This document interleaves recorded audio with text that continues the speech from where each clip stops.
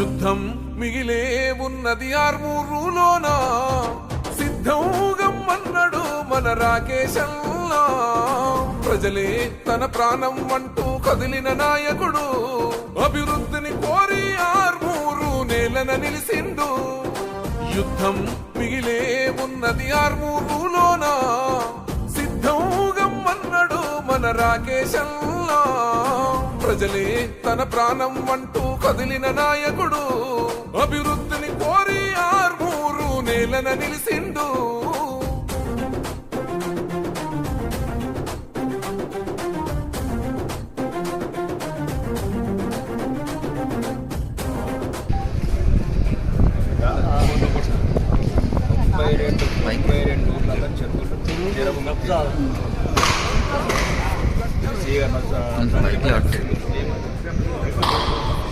గౌరవనీయ మంత్రి కొండూరులో ఏమన్నా కాంప్లెక్స్ రెండు చెరువులు సార్ రెండు చెరువులు ఆల్రెడీ కలెక్టర్ ఆఫీస్ లో కూడా ఇచ్చారు మండేరు ఎప్పుడన్నా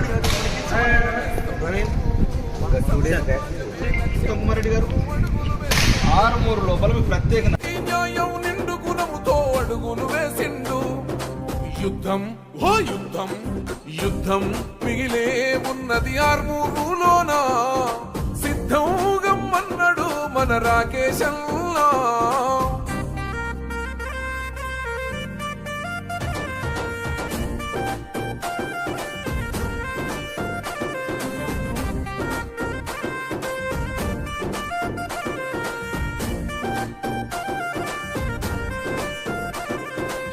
ఎంత పాలనగంతం చేయగ నడుము సుట్టినాడు ఒక పేరుకున్న ఈ పెత్తనాలను గద్దెదించుతాడు అన్యాయం అనసగ ప్రజాగ్రంథు కయ్యగిసి పడ్డవాడు మన అమర వీరుల ఆశయాల సాధించగ కదిలాడు మొహకొన్న నేలమ్మ రుణం తీర్చగా భరిగీసెను నేడు పల్లెల్లో నా ప్రగతిని కోరి ప్రజలతో నిలిసిండు యుద్ధం ఓ యుద్ధం యుద్ధం మిగిలే ఉన్నది ఆర్మూరులోన సిద్ధం గమ్మన్నాడు మన రాకేశంలా